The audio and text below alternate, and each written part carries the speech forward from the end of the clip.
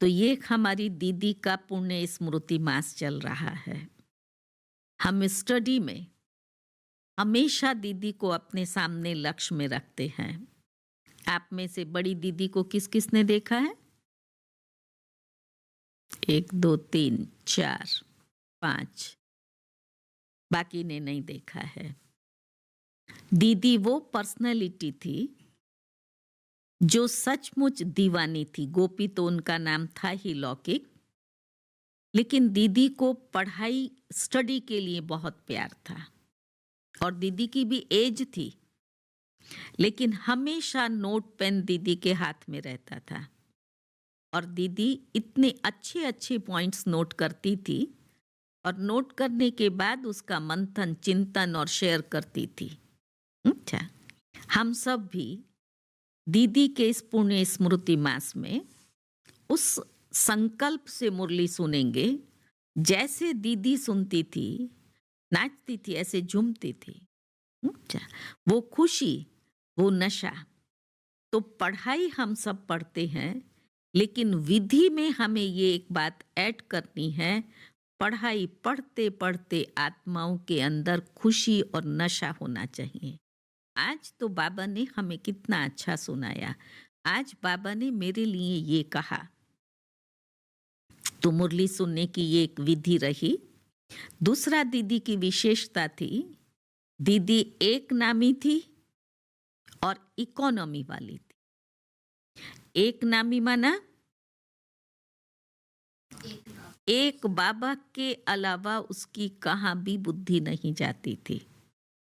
जो बाबा ने कहा, जैसे बाबा ने कहा, उसको वैसे ही ग्रहण करना है।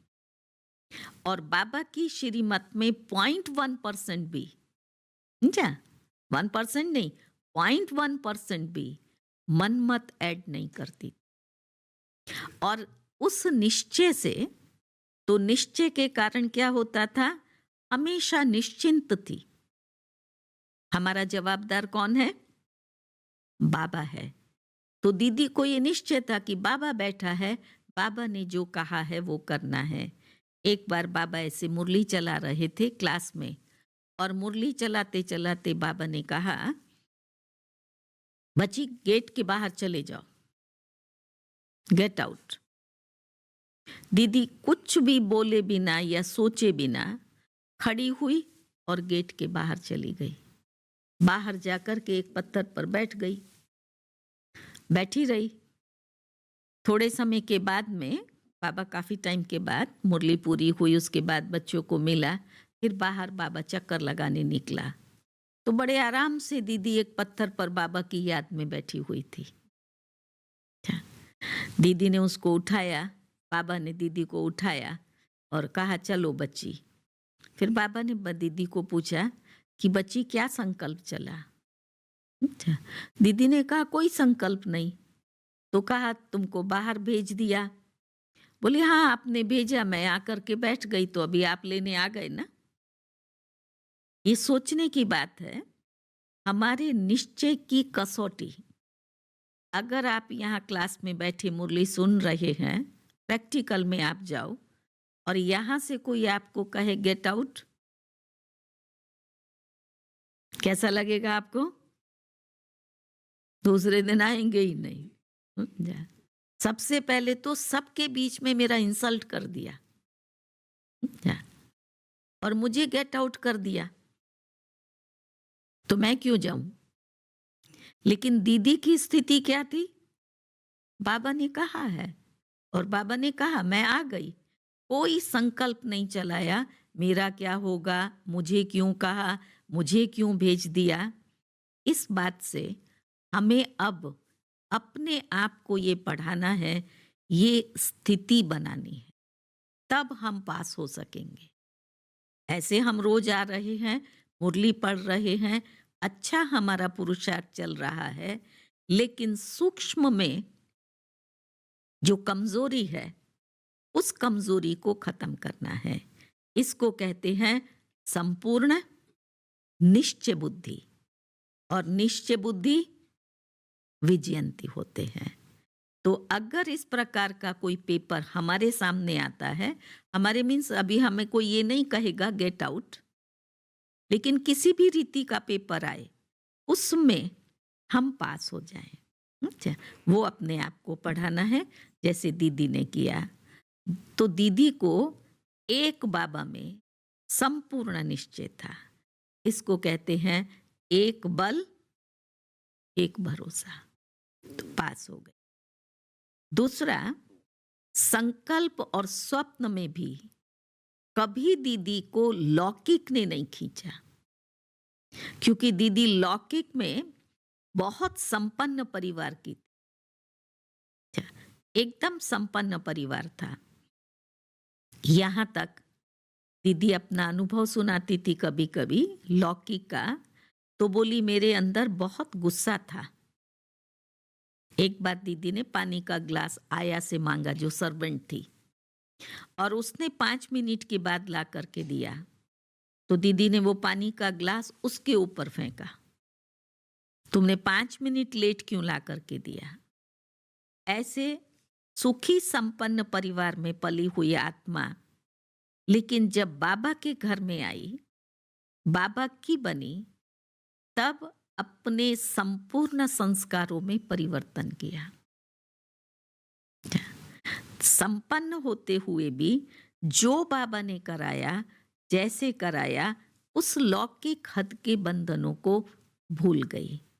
हम अभी लौकिक हद के बंधनों को भूले जरूर हैं। भूले नहीं होते तो यहां बैठे होते नहीं, भूले तो हैं, लेकिन जैसे दीदी ने बंधनों को काट दिया, हमने अभी अपने बंधनों को काटा नहीं है। सूक्ष्म बंधन अभी बंधे हुए हैं। लेस्टर निवासी क्या समझते हैं?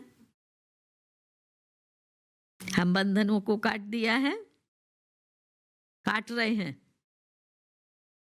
काट दिया या काट रहे हैं?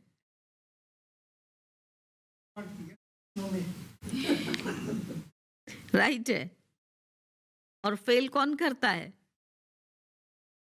हाथी किससे मरता है? समझा? चींटी से। उस चींटी पर हमें ध्यान रखना है। इतनी मेहनत के बाद भी कोई एक छोटी सी चींटी अथवा कमजोरी का संस्कार मुझ आत्मा को फेल ना करते। ये इन सब बातों पर दीदी दादियों ने बहुत अटेंशन रखा, तब ये दादियां बनी ना, तब ये नंबर 1 में गए ना, एंजल बने। हम सबको उनके आदर्शों पर चलते हुए अपने आप को इतना श्रेष्ठ स्थिति तक ले जाना है। तो ये जो विशेषता थी एक नामी की, हर कर्म में दीदी ने एक बाबा के अलावा किसी को नहीं देखा, तब नंबर 1 बनी। दूसरा, इकोनॉमी में यज्ञ को इतना इकोनॉमी से चलाया, जो आज ये यज्ञ संपन्नता की तरफ बढ़ा है। उन आत्माओं का वो तप का बल है, उन आत्माओं की वो शक्ति जिस तप का फल हम आप सब खा रहे हैं। हमने कोई त्याग किया? दीदी दादियों की भेंट में अगर देखें तो, और एक एक चीज की वैल्यू रखी यज्ञ की, छोटे से छोटी चीज की।